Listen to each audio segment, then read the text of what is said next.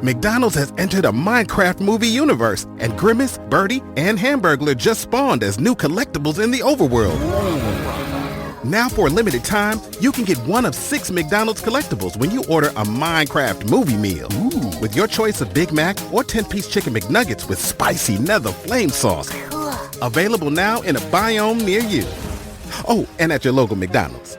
I participate in McDonald's for a limited time. A Minecraft movie only in theaters. Everyone deserves a chance in the driver's seat. For GM and Revolt, that means leading the way on the road to an all-electric future and envisioning a world with 0 crashes, 0 tailpipe emissions, and 0 congestion. GM's committed to making EVs accessible for everybody. That means you too. So what are you waiting for? GM's got the keys. You grab the wheel.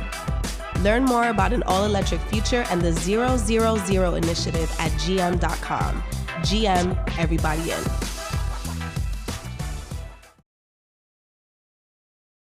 What's up, y'all? It's your boy David with Black Wealth Renaissance, and I'm here today to tell you guys about Anchor. If you haven't heard of Anchor, it's the best place to make a podcast. Anchor is a free app that has creation tools that allow you to record and edit your podcast straight from your phone. Anchor also distributes your podcast across all major platforms, including Apple Podcasts, Spotify, and many others. You can also make money on your podcast with Anchor with no minimum listenership. Anchor is everything you need to make a podcast in one place. So if you're looking to get started on your own podcast, download the free Anchor app or go to anchor.fm.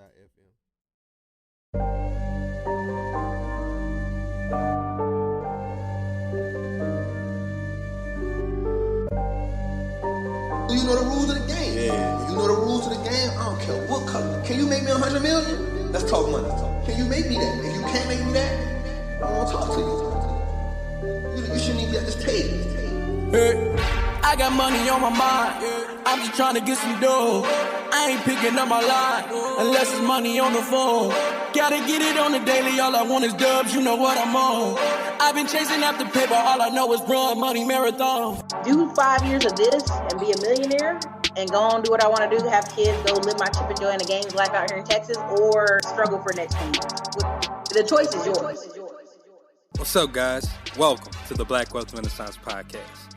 Our goal of this podcast is to normalize black wealth and share helpful resources and tips we believe will be useful in attaining and maintaining generational wealth. Please feel free to rate and comment on our podcast. We would love to hear all feedback you have. Now, enjoy the show. Welcome, everybody, to another episode of the Black Wealth Renaissance Podcast. Your boy, David Bella, 1/4 of the Black Wealth Renaissance. Checking in with my co-host, Jalen. How you feeling, bro? What up? It's your boy, Jalen, man. Another quarter of the Black Wealth Renaissance. I'm feeling great. It's a lovely Tuesday. As y'all can tell, we got an in-person guest. So Number two. This is really fun. I missed the first one. And guess what? The first one was actually a husband. So this one's about to be even better. We're about to get it popping. Yes, indeed, man. We are excited for this week's episode. We actually dropped an episode on our brother Kobe, her husband, this week. But man, whenever he was here, he was just raving about his wife and like the work that she could do. And we seen like some of her work, and we're like, man, we got to get her on here because she is out here killing it. So without further ado, I'm gonna introduce our guest, Miss Kheiston Boone, owner of Tilford Consulting and Services. They're visual branding, digital marketing, website design, coaching and consulting agency. They out here helping people grow and scale their businesses, getting people featured in the likes of Forbes, BET, Bossip. I mean, she out here doing the damn thing. Kheiston, welcome to the podcast. How are you doing today? Thank you. I'm doing amazing. Doing really good today. Can't complain. I love to hear it. Yeah, we just want to say thank you for taking some time out your day, especially for pulling up on us and just come and bless our podcast, our listeners, with some of the gems that you're about to drop. No problem. I'm excited to just share my knowledge with your audience and get it going. Well, thank you so much. And we'll just jump right on into it. Our very first question is basically, what was your start? How did you get your way up until where you're at today?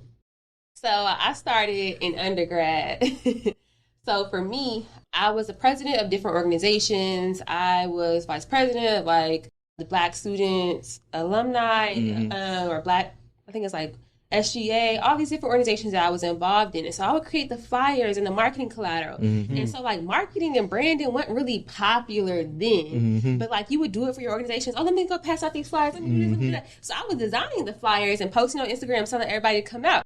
And so I ran for Miss North Carolina in 2016. And so I had an event and I had ladies coming out and they spoke on a panel. And one of the panelists was like, monetize your gifts. And I was like, monetize your gifts? What is that? What does that look like?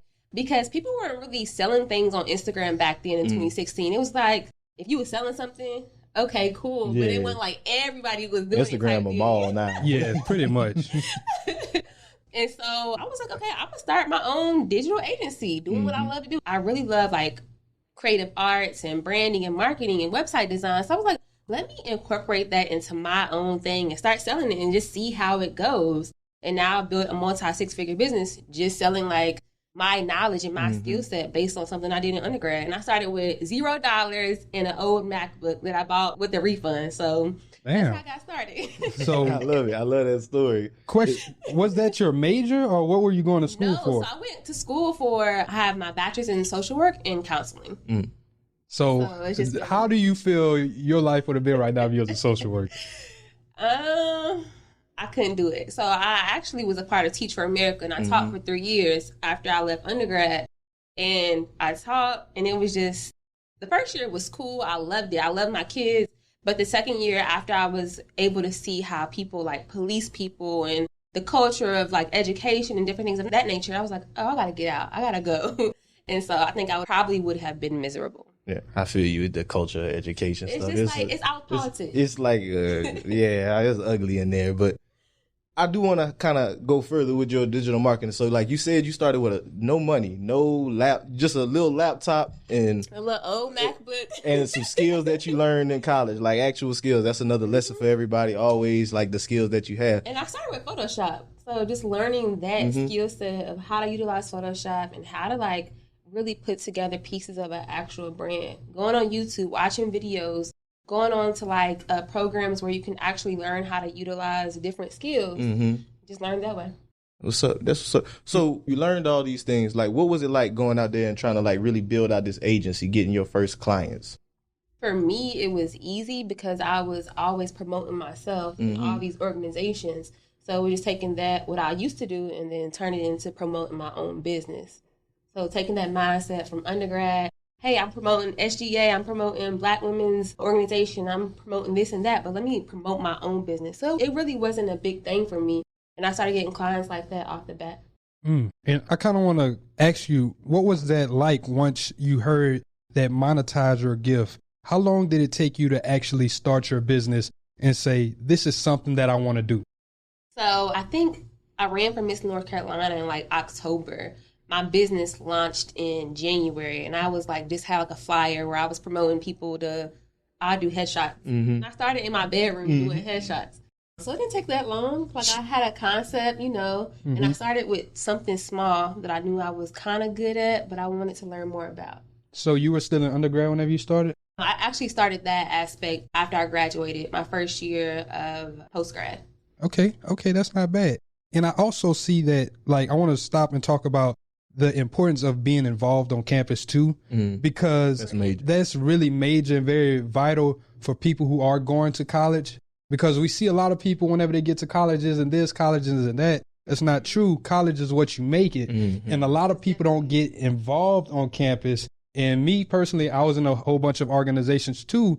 And like you're saying, it really makes you into a marketer, into a seller. I'm a part of Alpha Phi Alpha. So we would promote everything, like promoting parties, all of these events, but it helps you with that social skill. Now you can go and speak to anyone. You can just pull up and you're not afraid to do those type of things. So I definitely think that's very vital to figuring out who you are, but also just figuring out what your gifts are and what you're good at. Of course, for me, I like to tell people, if I didn't go to college, I wouldn't be doing what I do now. So if I didn't go after this master's degree, I wouldn't even know what entrepreneurship looked like. So I can tell y'all a little bit more about my story.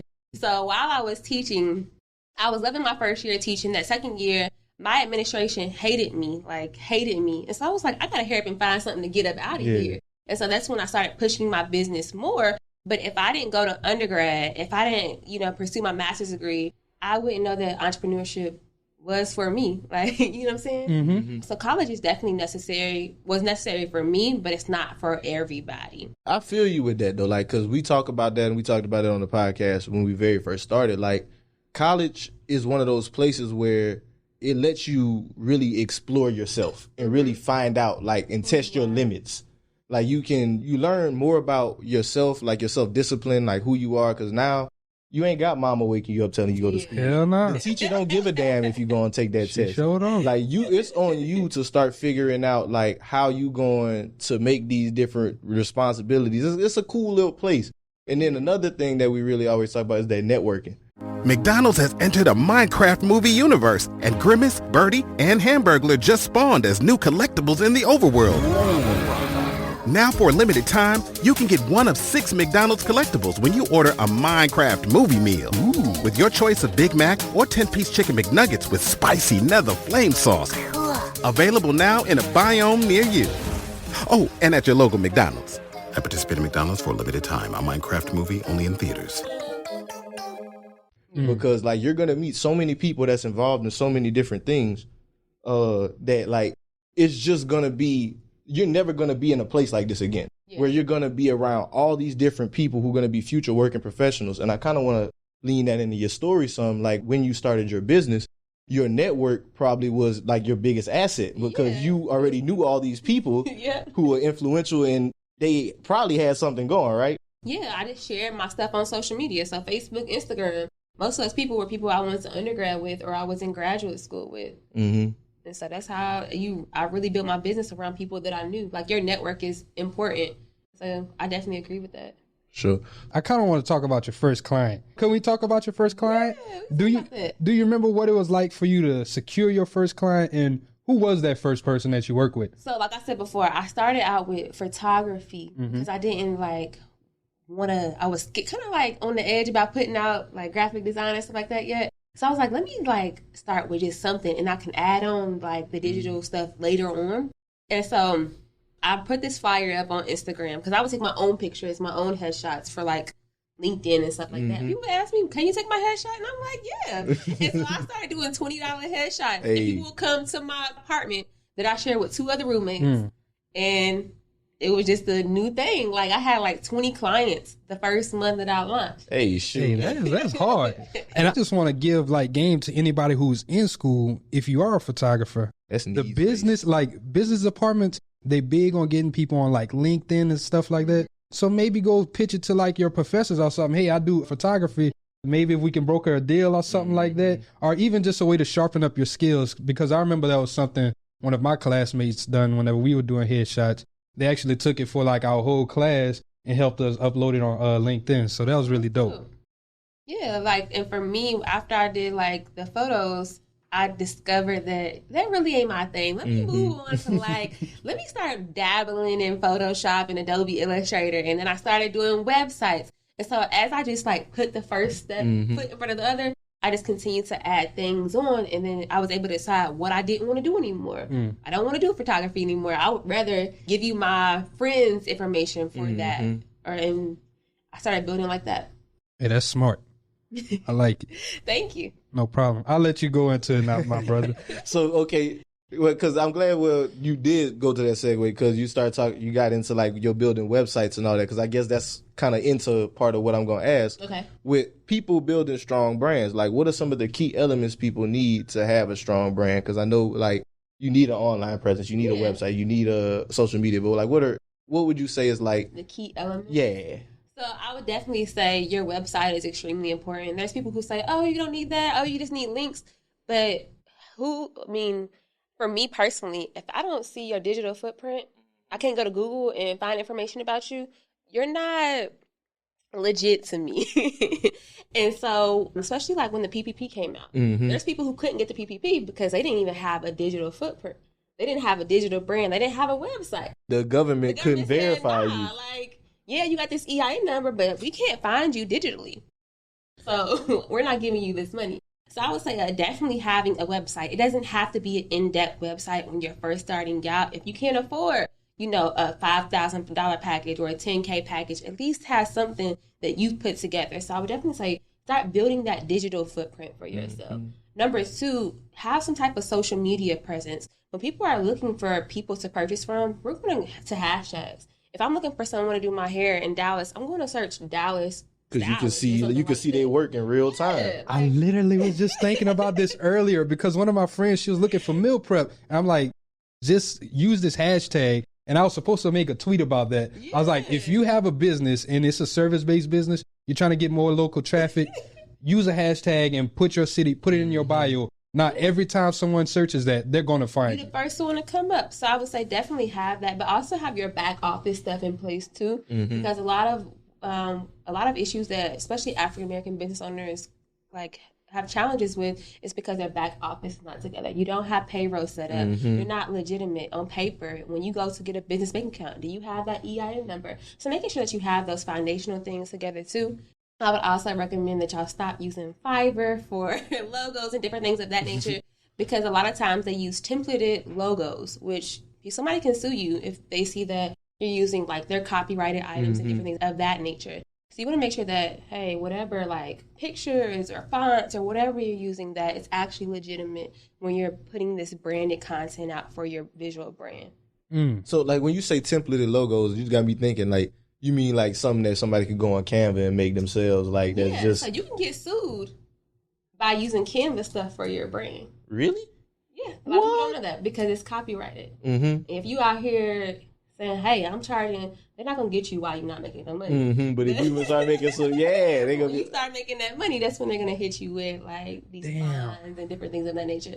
So if you go on Google and you pull off, maybe say you're having a makeup brand and you get some makeup brushes off of Google, then you can put that into your logo. And that's typically what they do on Canva. But those items are copyrighted. So you have personal use and you have commercial use. If it's personal, I can only use it for me. But if it's commercial, I can use it for business. If it doesn't have that copyright on something and you go and use it and it's somebody else's work, they can sue you. Question. Does that count for Canva Pro? Because we paid for Canva Pro and they better not come and get us for that shit. And so if you go into Canva's copyright or their FAQs, you'll be able to see, most of the stuff that they have on there is only for personal use, not for commercial use. Hey, I'm glad you told me that. Yeah. So making sure that, whatever you're using, if you're putting your content on something that you're selling, it's illegal, basically. Somebody can sue you. But a lot of people get away with it. Because they're not making money on scale to a point where it's hey, that's my stuff. So I need to go get my money now. Yeah. But that makes so much sense. And it's worth making that investment and actually getting original stuff created you actually owning the rights to this. Because whenever you hire a designer or a brand, a marketing agency, some of these things they're going to have in the contract, right? You own this. Yeah, you own it. I would also say that another thing for having a foundational brand is really having a plan of action. What I see from a lot of people is they say, hey, I want to do this. Let me throw it out there. Let me have something a legitimate plan that you put together with either a coach or a strategist so that you can continue to be successful in your craft. Because what happens is people go up, they're building, and then they're like, oh, I'm not getting any sales, I'm not doing this. And now you don't know what's next because you don't have a good marketing plan together or you don't have a good business plan in place. Hey, she come on over here to drop the gems, man. I love it. I get it because a lot of us started that way, but in my line of work and what I do now, I tell people I'm here to save you the years that I spent trying to figure this thing out. So, yeah. And I kind of want to touch on you figuring it out. I want to talk about what it looked like you doing your first website because we've done websites landing pages. Yeah. So I know the headache that goes into it, but whenever you first made your first website, what program did you use? I used WordPress. Oh, Lord. So did you code or did you do a builder? I did both. I can code and I can, utilize their builders or whatever builder they had at that time. My work, if I look back at my old work, it doesn't look good. You know what I mean? So it's definitely evolved, but people bought it. You know what I mean? It served its purpose during that time. And I feel whenever you're creating something for someone else, it's oh my gosh, you're actually paying for this. That's how you feel when you're creating it. So that's how I pretty much felt. Hey, that's dope. So what was the most difficult thing? Because I tried to learn coding, and that shit's hard. How did you do it? So I'm a very figure it out type of person. So going back and forth to Google, hey, how do I do this? And then, like, if you remember MySpace, we coded back then. We was. That is true. Man, it's crazy. We was copying and pasting them HTML codes like it wasn't shit. Just to get that cool little background on your page. I remember that. Now we look at it like it's Chinese. I'm telling you, man. But see, I would just know how to copy and paste, go find it. But there was some people who really could just like freak out your page. I'll be like, man, how you doing that? That's crazy. I hope some of those people who was doing that is utilizing it nowadays. Cause shout out to Tom. There's different platforms like Skillshare. I think it's like Coursera or something like that. And those platforms can teach you how to code too. If that's your thing. I'm mostly like on the front end, like designing and laying it out. And then if a person wants to utilize something like WordPress, we send it off to a developer. But I'm a Wix expert. I also build out on Squarespace. I build out on Showit. So there's different platforms that you can pretty much use nowadays where you don't have to code if you don't want to. Well, I'm glad you brought up like the Squarespace and stuff, because if it's anyone who they really can't afford the coder or getting with someone who does a website, but they have that design, that creativeness, what would be some good websites that they can kind of like build on?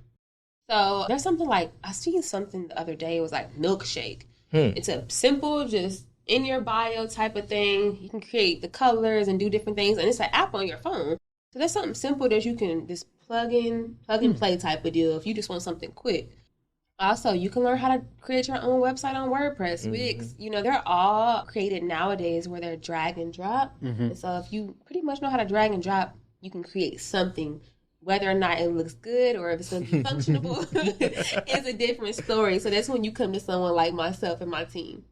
Yeah, so that's dope. Kheiston, I do want to ask you, because you mentioned the front end design. Like, what's some pointers on like first off, I guess, can we talk about like the importance of front end design when it comes to the customer journey on the website? Yeah. So you basically only have about 5 seconds to gather someone's attention when they come on your website. If I come on your site, it does not look good, I'm not going to keep scrolling. You want to make sure that you get that pop. That banner needs to be the key focal point for your actual website. That banner and then the header as well. You want to make sure that you capitalize off of that as soon as someone enters into your site. So I would say that's the key focal point of any type of website. I don't care what it is. You want to make sure that that banner really speaks to your audience and really just guides them along that journey, making sure that you have those call to actions. Or if it's like, click here to find out more, book a consultation, whatever it is, make sure you have something there that's really going to allow them to be able to find out more about you.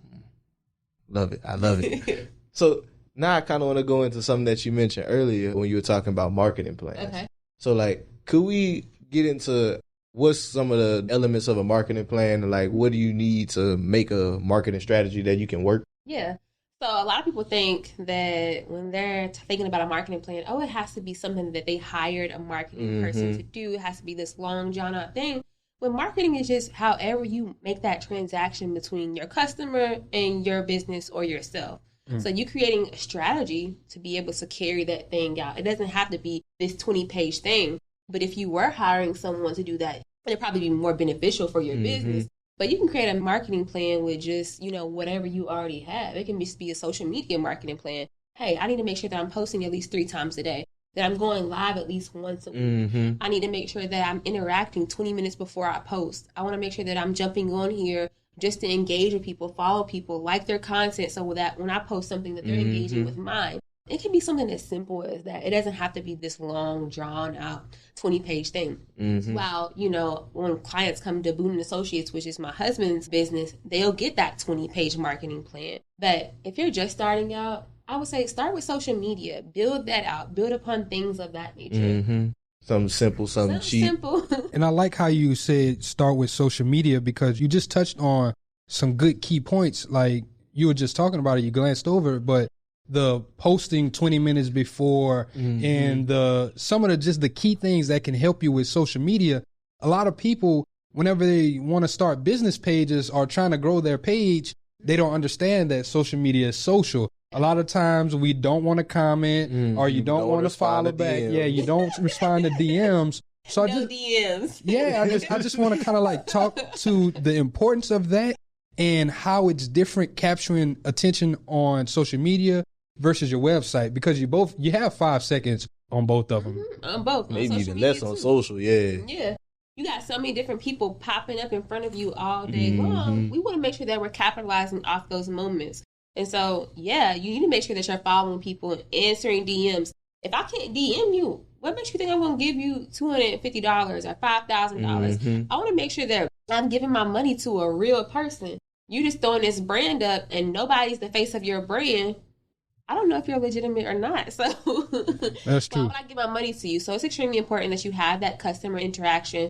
If you don't have the time to post back and forth between comments and all that, hire somebody who wants to do that type of work. You can get somebody on Fiverr. You can get somebody on like Fiverr, Upwork, or I think it's like JobSource or something like that. Yeah. But you can find people, little VA work for you. Yeah, VA.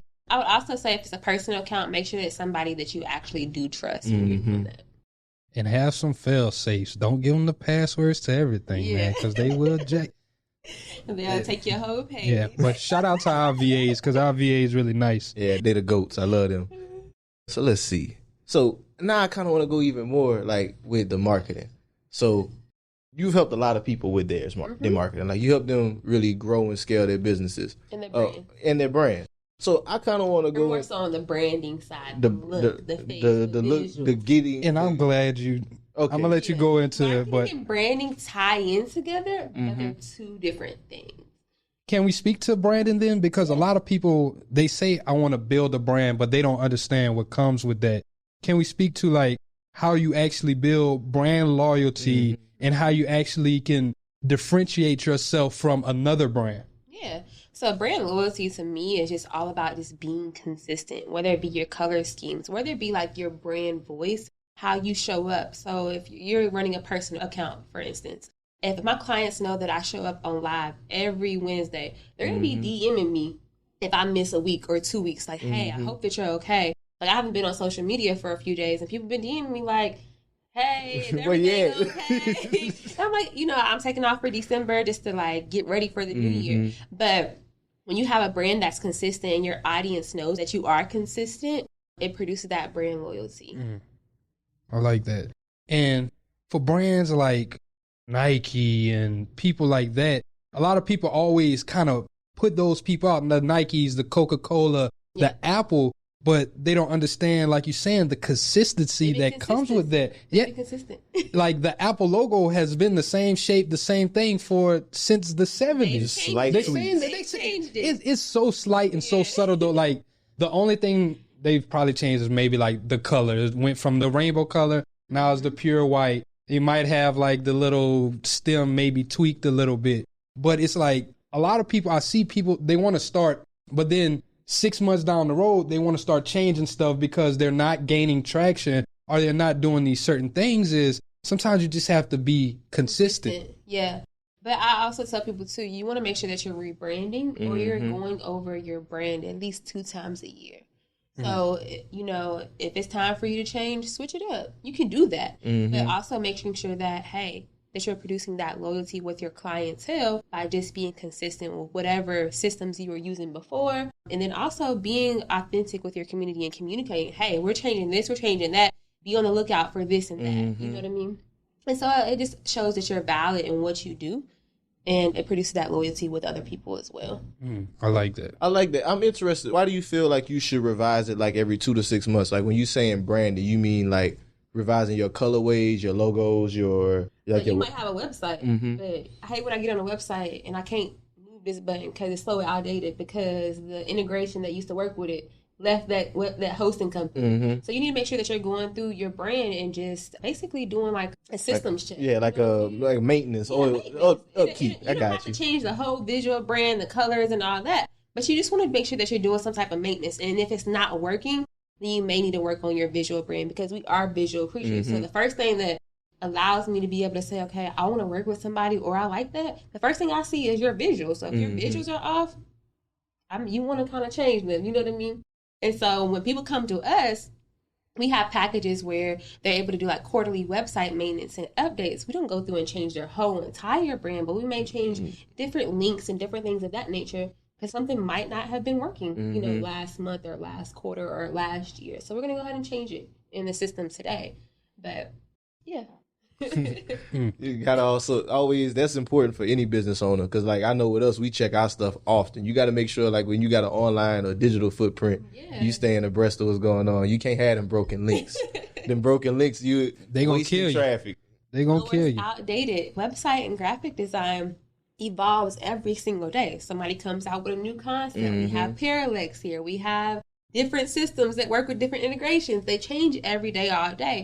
And so you want to make sure that your brand is modernized. And so keeping up with the trends and everything that's going on is important too.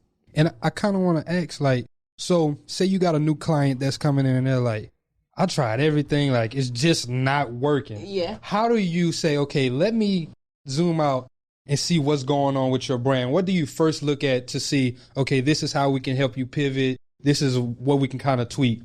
The first thing we do when people come to us and what they're doing isn't working is we go through their entire brand. Walk me through your steps of how you bring on a client or how you're promoting so I can give you feedback on that and really just do that process with you. I want to see your back end, like what's going on back there. I want to see your front end. I can't just tell you based off of you posting on Instagram and you running an ad. Like I can give you, you know, information regarding that, but let me see how you interact with people. A lot of times people don't work with people based on like just customer service a lot of different times and how their digital footprint is presented in the marketplace. So if you don't have a positive reputation, I'm not going to work with you. Hey everyone, it's Justin Biggs here from the Biggs vs. Biggs podcast. If you're a fan of sports podcasts, then be sure to check out and subscribe to Biggs vs. Biggs, a show that covers upcoming fights, fight reviews, and interviews with some of boxing's brightest stars. And it's brought to you exclusively by Revolt Podcast Network, anchored in hip-hop, powered by creators. And so there's different factors that go into like a business or why things aren't working. So I try to get to the root of that, or really just by seeing like their processes and how they take on clients and different things of that nature. So it looks different for everybody. Okay. But I like how you said, you know, we got to break it down, because a lot of times as people, we don't understand that we might think that is working perfect. Like, oh man, this is good. It's good to And let the market talk. Yeah. Like for real, you got to let the market talk, because if it's a good product, people are going to buy it. People are going to come to you. So sometimes you got to get out your own way. Even though you might like it, you might think the color scheme is great or whatever. Sometimes you need second eyes and second opinions to say, okay, actually, I think this might be what's hurting. A lot of people think they've DIY'd their business or their brand for so long. So they think that, oh, this is perfect or this is going to go and people are just going to buy it up. And that doesn't happen all the time. You really have to test it and not be so like stuck on a certain type of concept or a picture that you had in your head about the business or the brand. So how do you get people to kind of like detach from that? Because, you know, we treat our businesses like babies. So how do you get people to kind of let go and say, okay, let me show you, if you do this, you're going to get this level? I think by just showing them my results that I've had with different clients. Most of my clients are pretty much referral clients that come on. So having that customer base that really speaks for me a lot of times really allows my clients to really trust me. So I have that trust factor with a lot of people that come on board. And so really just saying, hey, these are the things that I think we need to change. And once they see it for themselves on paper and in front of them, and then we go in and rebrand and come back with a different or more polished look, they're like, yeah, that's good. So I think really just showcasing like, hey, trust me, I got this. And then coming back with a different look or allowing them to just really see a different perspective as well. Like, so Kheiston, now I kind of want to dive into your niche some, because we've been talking branding, and you specifically, you focus on helping people position themselves as luxury brands. Yeah. So like, how do you, I know you mentioned like you don't just work with anybody, obviously. So that's one of the first criteria. But like, how do you take a brand that's like, you know, considered like somebody building or whatnot and position them as somebody who's luxury? So really just figuring out with them what the foundation of their brand is key. If you just throwing a logo out there or something out there and say, hey, go buy it, it's not going to work. You know what I mean? And so really just figuring out, what does luxurious mean to you?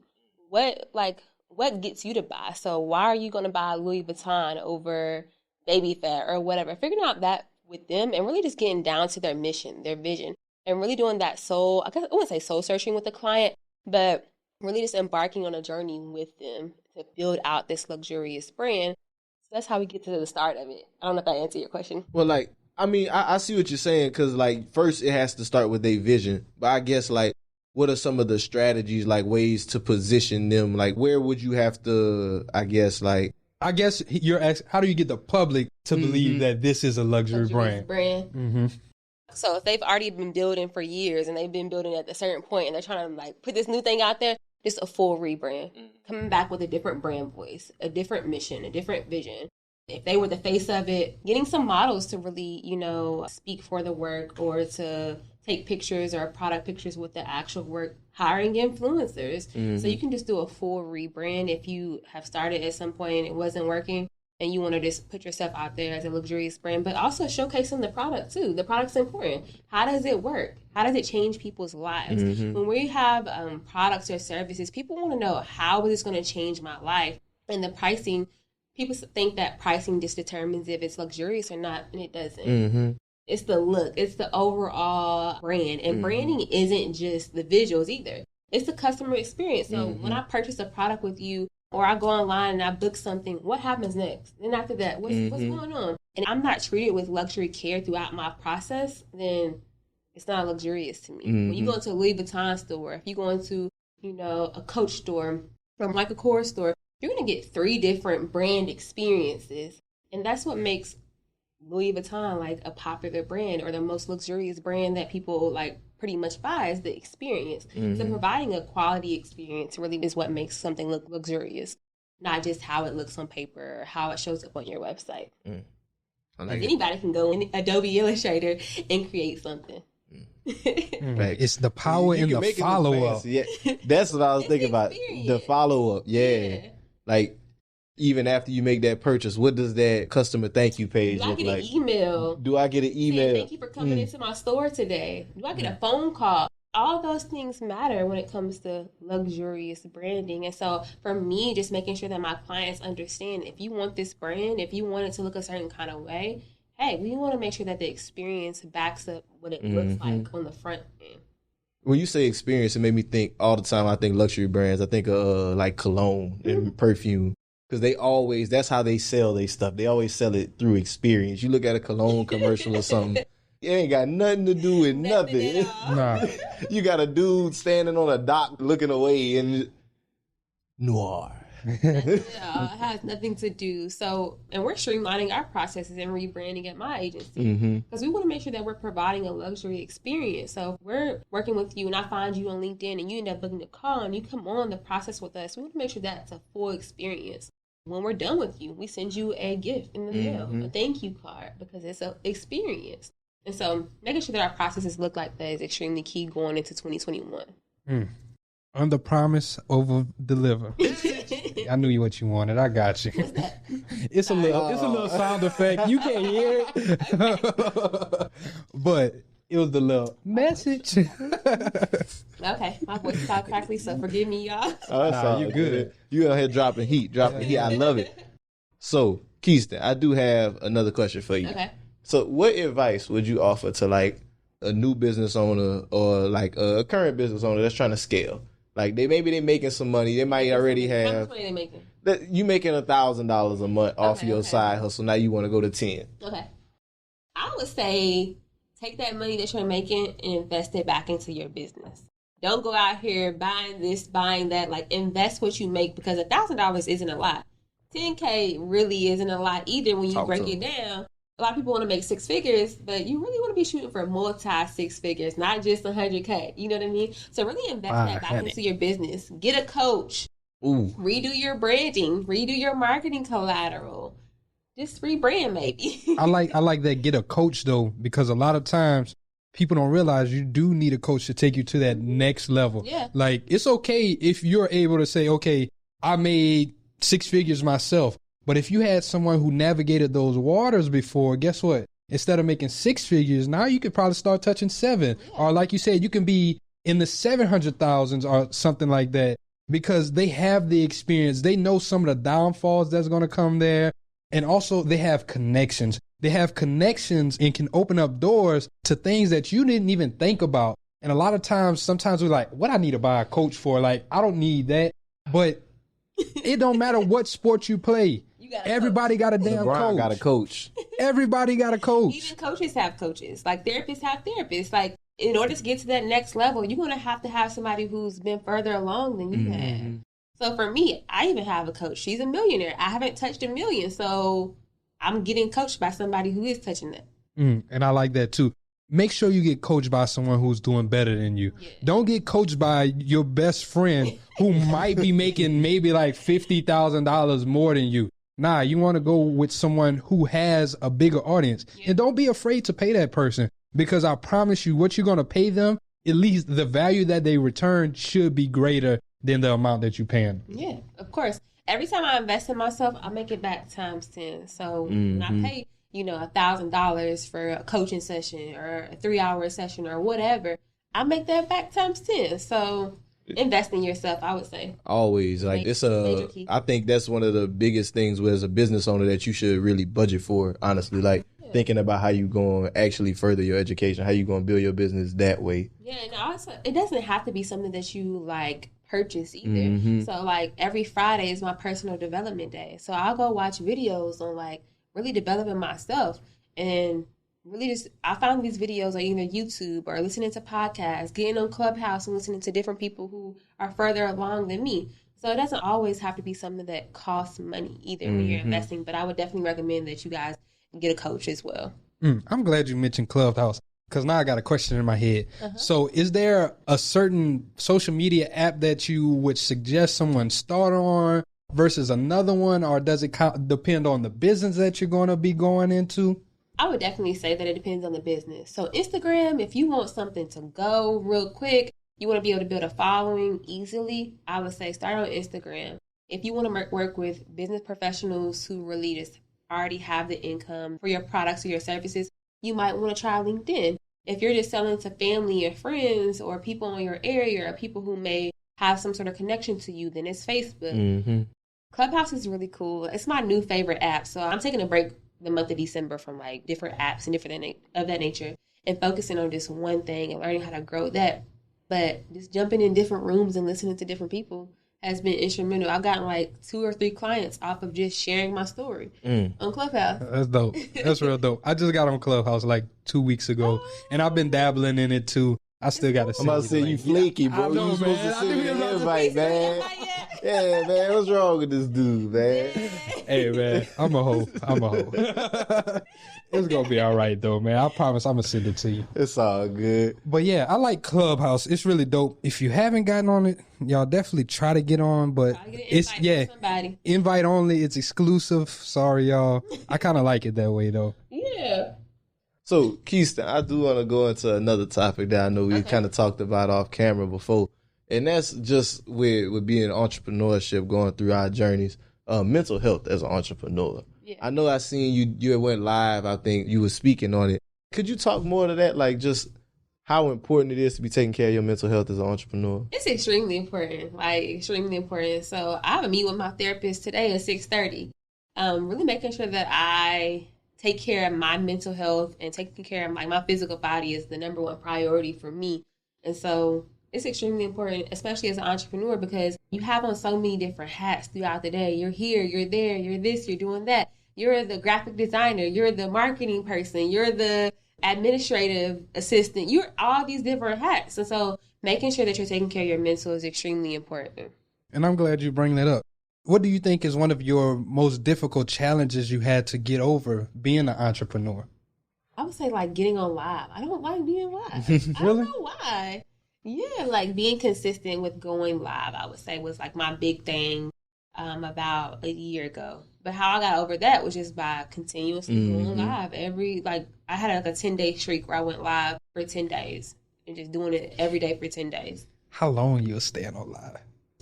I think I did it for it had to be over 10 minutes. Okay. Because I was about to say, if you go live like us for 10 days, I can't do that shit. I lose it. And so I had like different people come on there and speak and talk. Yeah. Like, but that's how I got over my fear of going live. I don't know what it was though. I understand. Live's definitely a great tool. Yeah, it's like to push your business. people tuning in get to see you in real time, sharing knowledge, giving game. They get to ask questions in real life and things like that. So if you do have a business, if you're trying to grow your business, definitely take advantage of the live features. You can pretty much go on live on almost everything now. I don't care if you only got 2 people on your live. You better keep talking. Yeah, stay up there. Especially now because you can share and save your lives too. You never know who's going to come back and find it. And you never know who those 2 people, they might have someone who shares it to their family or friends, because you could be dropping some really, really valuable information. So if you got something to say, a story to share, definitely go on live and just, like she said before, be consistent with it. Because I'm pretty sure after those 10 days, people are like, okay, where's she at? Where's she at? They want to see you. So this is this girl I follow her. I mean, it's a grown woman, but I think her name is Ronnie. So she goes live almost every day. I'm like, she goes live a lot. And so her people probably, if she miss a day, they probably like, where you at? You ain't going live. Man. I know, like Ashley Ann, she a beast with it. Like live all the time. every time, 11 p.m. And guess what? Ashley Ann done helped like over 500 people make a meal on Instagram. Hey man, Ashley, we need you on the pod too. Yeah, if you listening, if you on that live, I need you. Ashley. I need you. She a beast. Yeah, she a dog. So what's you thinking? Like, what's the next big challenge I guess you see ahead with you? Myself? Yeah, with so yourself. Right now, a challenge that I'm dealing with is just hiring a team. I think it's just the most difficult thing because finding quality people is hard. Like, it ain't no ifs, ands, or buts about it. Talk to us. You preaching to the choir. We've been working on this shit for a year now. God. Finding quality people who gonna do the work and they not trying to get paid $1 million. Like, nah, bro, I can't pay you $1 million right now, but I will be able to in the future. Yeah. So I would say finding quality people, and then also like finding people that you mesh with too. Important. Like, are you going to deliver the work on time? Are you going to give that same quality that I give to clients? I think so. That's important. So how many people have you onboarded already before I ask this question? So my business we started in 2017. So we're at like probably 500 businesses that we work with, either one-on-one, or through like consultations and different things of that nature. So what's your process of figuring out if this person meshes well with me, or if I should just keep on going, if I should not bring them in? So I have a discovery call, but before you book the discovery call, there's an actual like questionnaire that you have to fill out. Based on your questionnaire, I say, okay, do I want to move forward with the discovery call based on the information they put in? And then on the discovery call, it's just like an interview, seeing if we're going to be a good mesh together to work with each other. Are you talking about when I'm hiring somebody? Yeah, so that's good for clients. But yeah, whenever you're hiring too. Oh, so for me personally, I put my stuff up on LinkedIn and Indeed. And then I used to do a regular formal interview process with people. And I take them through like 2-step interviews, 2 interview processes. And then the NBA playoffs are here, and I'm getting my bets in on FanDuel. Talk to me, Chuck GPT. What do you know? All sorts of interesting stuff, even Charles Barkley's greatest fear. Hey, nobody needs to know that. New customers bet $5 and get $250 in bonus bets if you win. FanDuel, America's #1 sportsbook. 21 plus and present in Virginia. Must be first online real money wager. $5 deposit required. Bonus issued as non-withdrawable bonus bets that expire 7 days after receipt. Restrictions apply. See full terms at FanDuel.com/sportsbook. Gambling problem? Call 1-800-GAMBLER. I see their work, see what they've previously done, and then go ahead and hire them if they're a good fit. So I like to live by this quote. I don't know the rest of the quote, but it's hire fast, fire. No, it's hire slow, fire fast. So like, I want to see your work. I want to see what you've done over time. I want to be able to sit down with you to be able to ask you different questions about what do you think about my business? Are you really in on my vision and my mission? A lot of times when people hire people, they just like, okay, I want to hire somebody. Let me go hire them. But no, I really want to sit down and have a conversation with you. I want you to be able to get the vision that I have for my business. Because if you don't know my vision, or you're not attached to that vision, or you don't identify with a vision of some sort, you're going to be like, oh, when the next opportunity comes, I'm out. Like, I don't want to do this. That's so major. That's so real. Like, you definitely got to find those people that's like really believing and investing in your vision. Because like, you don't want that, like somebody that thinks that they they can take whatever you're doing, or like not really have to give it their all. Yeah, give it their all. Like they don't have to really be involved in it that way. I can just, throw this together or whatever. So like my assistant that I work with, like she's amazing. But me trying to find different people like her has been the hardest thing because she has that quality. She delivers on time. She's very detailed. And those are the type of people I work with. And so it's just hard to find people like that. Did you ever ask her for any referrals? Have I asked her for any referrals? I haven't, because I want to keep it strictly professional. And, I got you. Yeah, I was about to say, because if she like that, she might have another friend, but once you get friends in and all of that, Now they on the clock just talking. For sure. Well, nah, you good. I was going to see, you got any other Nah, it still ain't never came back. It's going with the wind. Well, Kheiston, I want to go. I'll pivot to the last segment of the show. I want to ask you. So we didn't brief you before. We did not. Dang. Okay, so I want to ask what's on your timeline. So what's something that you've seen on social media? Could be anything. Doesn't have to be anything major. Could be anything you posted, anybody else posted that you want to speak on. I know Kobe was telling me y'all had a heated debate. So we have different conversations. The most heated, I guess, discussion we had this week, which y'all probably already seen, is Kevin Samuels. Yeah, we posted it today. Oh, man. Let's talk about it. Let's talk about it. Just hearing how he thinks about just different things, I'm just like, who is this person? Like, who do you think you are, for one? Like, his personal views on certain things just doesn't sit too well with me. So for the people who don't know who Kevin Samuel is, I'll give y'all a brief little overview. So yeah, this guy, he ended up surfacing, I guess he really kind of been around for a little minute from what I've been seeing. Yeah, I've seen on YouTube. Yeah, from what I've seen, but he was giving the description of what he called a high value man. And this woman asked him, like, how do I get a high value man? And he asked her, how do you value yourself, or how do you rate yourself, or like, what are you bringing? And then I think the whole thing was like, a high value man doesn't want someone with kids, someone who doesn't see themselves as the same thing. And then he also said, you have to stop wanting someone who's doing more than what you're doing. And I'm not gonna lie, like, I could see the point, but it was also the delivery of the video. Most people took issue. Yeah, what he was saying was correct. Some of his stuff, it is correct. Like, why do you want somebody who isn't, you're not on the same level with? I'll say that it was one asshole move in there. I still feel like he hit her with that. He said, rate yourself to 1 to 10 and you can't call yourself a 7. I said, damn, you really a dick for that one, bro. You can't just pull that option off the table. It's not funny, but it's like, for me, I was telling Kobe, I was like, as a woman, as a grown woman, I would have never gone on a show like that. Why would I don't need affirmation from a random person. A random individual. And if you look at his prior videos, he did the same thing to other people. Really? Basically. But because it's a black woman, someone's taking that little snippet of the video and, ran with it or whatever. But most of his videos, he talks the same type of way when it comes to, like, other people and other women when he's answering the questions. His delivery was just really bad in that specific video.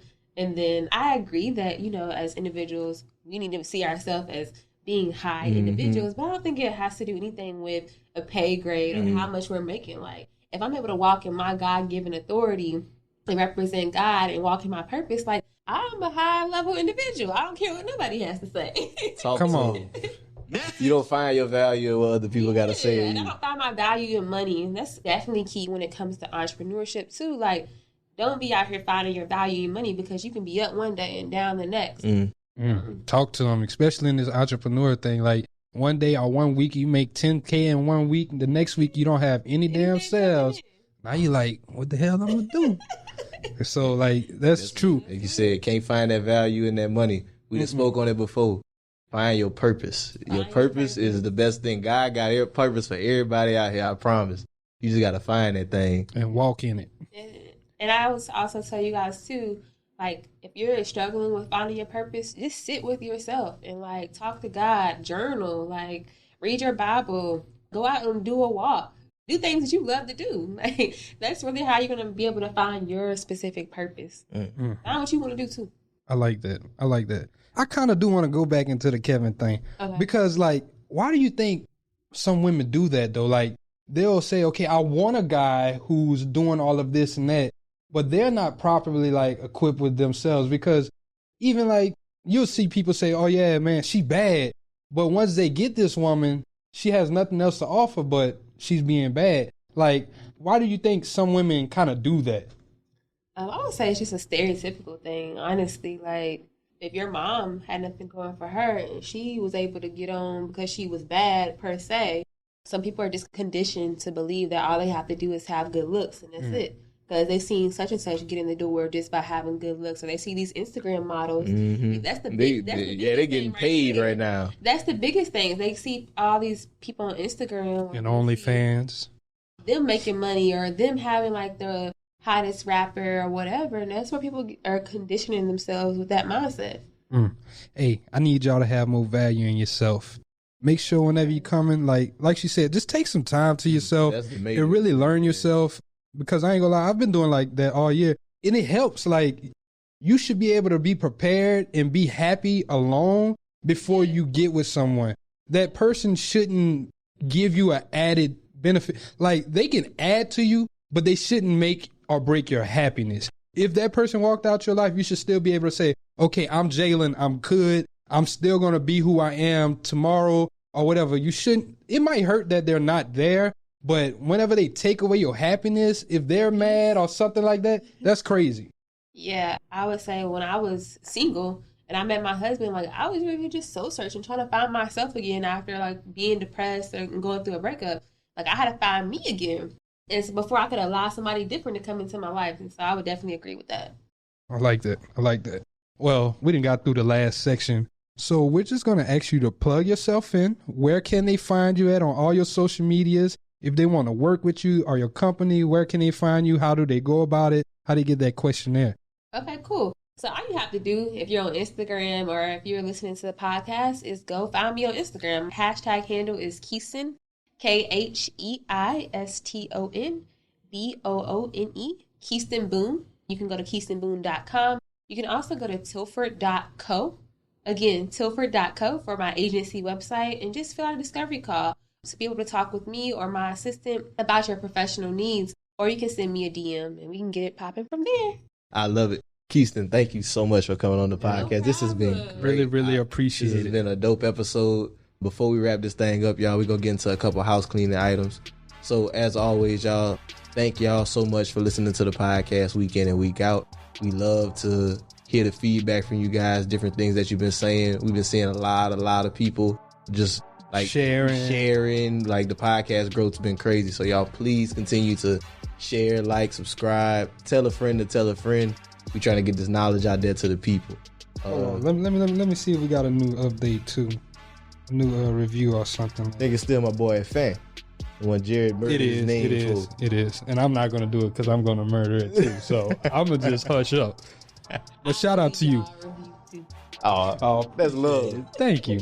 Well, y'all, you got anything else to plug? Yeah, y'all, get our products. Get our book, Manage Your Money Like the 1%. Get the credit course, Credit Fundamentals 101. It's not going to teach you how to repair your credit, but it is going to teach you how to utilize your credit. It's going to show you if you do need credit repair, you'll be able to understand and actually navigate the credit industry. You'll be able to understand what's affecting your credit, what's making it rise or making it fall. So then you can better assess your situation. When we just really put that out just so we can help out our family. And also the wealth pack, we got 8 weeks of wealth in there. We got the credit fundamentals and we got the book. You get all of that. It's a bundle package. Y'all hit that link in the bio. Thank y'all for being some loyal podcast subscribers. We appreciate it, family. I think that's all I got. Well, with that being said, y'all, this is Black Wealth Renaissance signing out. Peace. I got money on my mind. I'm just trying to get some dough. I ain't picking up my line unless it's money on the phone. Gotta get it on the daily. All I want is dubs. You know what I'm on. I've been chasing after paper. All I know is run money marathon.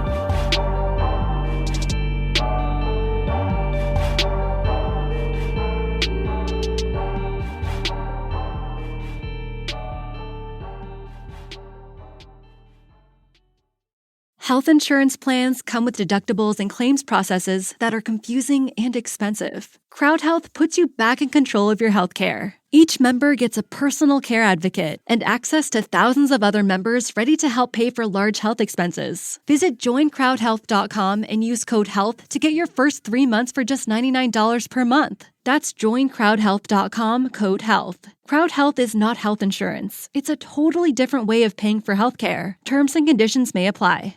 Netflix, Amazon Prime, HBO, Showtime. Do you feel like your streaming subscriptions are out of control? Why not start the new year off right and cancel the ones you're not using? Enter the Rocket Money app. Rocket Money organizes your subscriptions by due date and notifies you when something is coming up. From there, decide whether to keep it or cancel it with just a tap. To find out more about Rocket Money, go to rocketmoney.com/offer or download the Rocket Money app from the Apple app or Google Play stores. Rocket Money, the finance app that works for you. McDonald's has entered a Minecraft movie universe, and Grimace, Birdie, and Hamburglar just spawned as new collectibles in the overworld. Now for a limited time, you can get one of 6 McDonald's collectibles when you order a Minecraft movie meal. With your choice of Big Mac or 10-piece chicken McNuggets with spicy nether flame sauce. Available now in a biome near you. Oh, and at your local McDonald's. At participating McDonald's for a limited time. A Minecraft movie only in theaters.